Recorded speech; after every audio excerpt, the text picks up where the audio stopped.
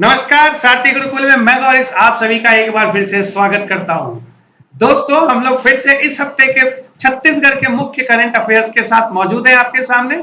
चलिए देखते हैं 23 से 30 मई 2022 के बीच कौन सी मुख्य खबरें हैं जो हमारे एग्जाम पर्पज से काफी इंपॉर्टेंट है। छत्तीसगढ़ की बेटी ज्ञानेश्वरी यादव ने junior world weight lifting championship में 3 रजत पदक जीतकर प्रदेश का नाम रोशन किया। जगदलपुर में झीरम घाटी शहीद मेमोरियल का लोकार्पण मुख्यमंत्री श्री भूपेश बघेल के द्वारा किया गया। छत्तीसगढ़ के रायगढ़ में रेल पहिए की फैक्ट्री लगने वाली है, जो भारत का पहला रेल व्हील सेट निर्माण संयंत्र होगा। यह रायगढ़ जिले में होने वाला है।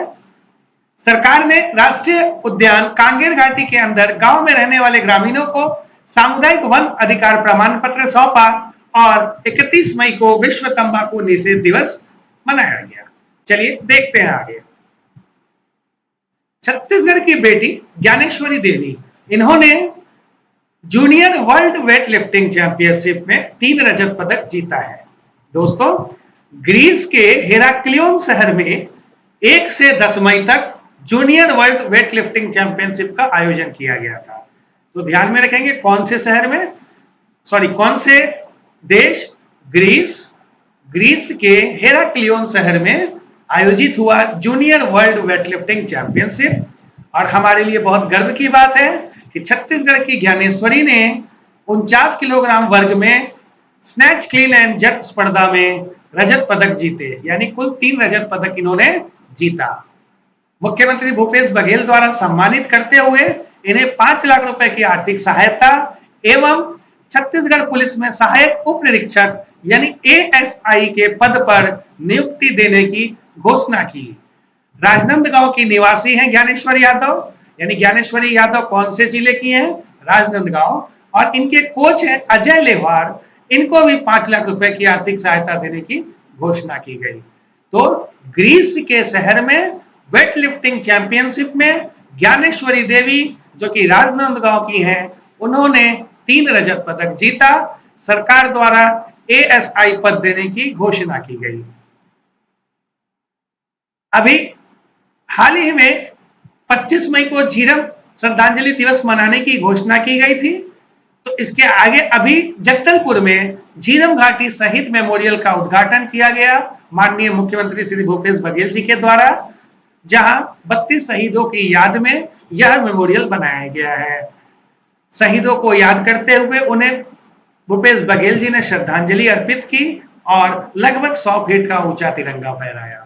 तो झीरम घाटी शहीद मेमोरियल का लोकार्पण कहां हुआ है? जगदलपुर के लालबाग मैदान में। किसके द्वारा किया गया? मुख्यमंत्री श्री भूपेश बघेल के द्वारा।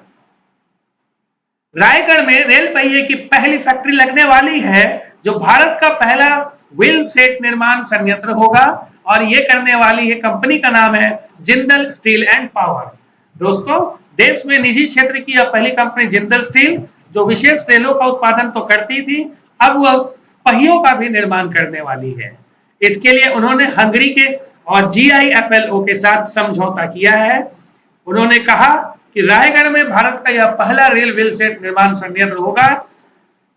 नई दिल्ली में अभी अभी इन्होंने 27 मई को फिक्की के साथ हंगरी के दूतावास में आयोजित इंडिया हंगरी बिजनेस फोरम का आयोजन हुआ था, वहां पर समझौते कर ज्ञापन पर हस्ताक्षर किए गए।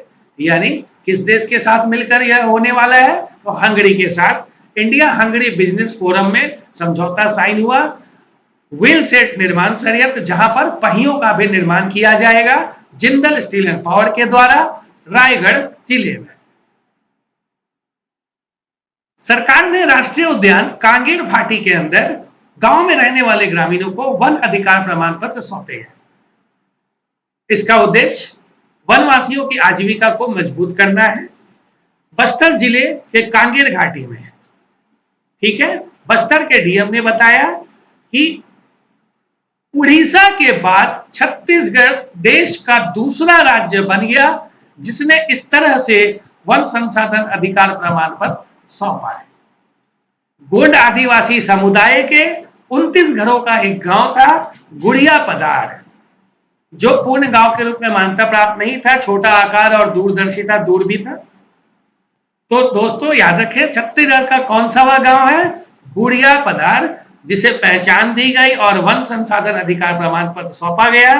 यह कांगेर घाटी जो है, जहां पर इस गांव को प्रमाण पत्र गांव के लोगों को दिया गया, यह दूसरा राष्ट्रीय उद्यान है उड़ीसा के सिमलीपाल के बाद।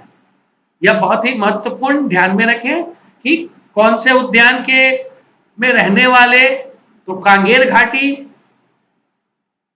गांव का नाम गुड़िया पधार और आदिवासी समुदाय गोंड, इन्हें सामुदायिक वन अधिकार प्रमाण पत्र सौंपा गया।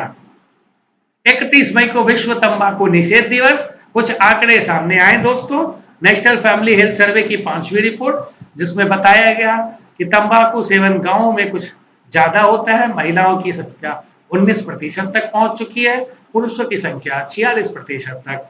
शहरों में थोड़ा कम हुआ है ये, जो महिलाओं में 9.4% और पुरुषों की संख्या 33.4% हो गई है। दोस्तों उम्मीद करते हैं ये काफी काम आएगा आपके। आपको वीडियो पसंद आई हो, लाइक और सब्सक्राइब करें। प्रिपरेशन के दौरान कोई भी आपको डाउट्स हो, कंफ्यूजन हो, बिल्कुल फ्री फील करें हमें कांटेक्ट करने के लिए। कमेंट सेक्शन में भी आप हमसे पूछ सकते हैं। सारथी गुरुकुल हमेशा आपके साथ है। Thank you, all the best.